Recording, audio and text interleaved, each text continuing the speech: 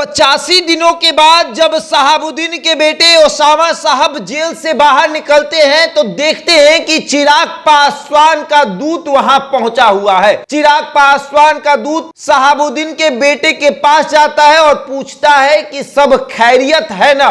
अब ये दूत कौन है? चिराग पासवान अपने दूत को बार बार शहाबुद्दीन के परिवार वालों के पास क्यों भेज रहे हैं? एक बड़ा सवाल है।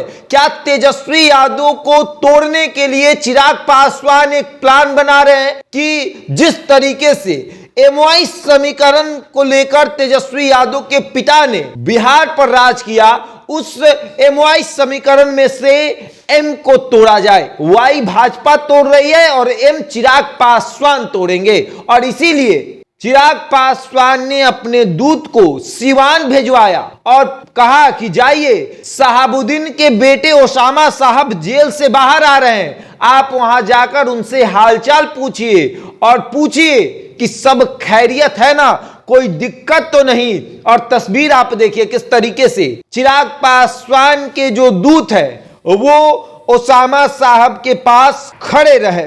और ये तस्वीर देखिए, ये इमाम गजाली है। इमाम गजाली जो है वो चिराग पासवान के बेहद करीबी हैं और चिराग पासवान के दूत भी माने जाते हैं। ये सिवान पहुंचते हैं और सिवान में जाकर ओसामा साहब के साथ खड़े होते हैं और पूछते हैं कि सब खैरियत है, हमको चिराग पासवान ने भिजवाया है। और ऐसे ओसामा साहब को यह बताने की जरूरत नहीं है कि इमाम गजाली कौन है, क्योंकि इमाम गजाली लगातार शहाबुद्दीन के परिवार के साथ खड़े रहे।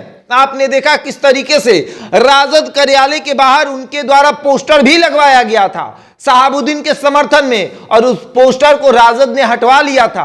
तो चिराग पासवान एक रणनीति बना रहे हैं, वो ऐसी रणनीति कि इमाम गजाली के कंधे पर बंदूक रखकर मुसलमानों को साधा जाएगा, मुसलमानों को साथ रखा जाएगा, और इमाम गजाली अपनी भूमिका बखूबी निभा रहे हैं। वो लगातार सिवान जा रहे हैं, शहाबुद्दीन के परिवार वालों से मुलाकात करते हैं और बताते भी हैं कि शहाबुद्दीन के परिवार से हमारी नजदीकियां बहुत है, हम उनके बहुत नजदीक हैं और इसीलिए हम लगातार सिवान जाते हैं। और अब यह माना जा रहा है कि चिराग पासवान ने जब यह सुना कि शहाबुद्दीन के बेटे ओसामा 85 दिनों के बाद जेल से बाहर आ रहे हैं, तब उन्होंने फौरन इमाम गजाली को फोन करके कहा कि आप जाइए सिवान और वहां पर शहाबुद्दीन के बेटे से मुलाकात करिए, उनका हालचाल जानिए और उनको दिलासा दीजिए कि तुम्हारे पीछे अगर तेजस्वी यादव खड़े नहीं है तो तुम्हारे पीछे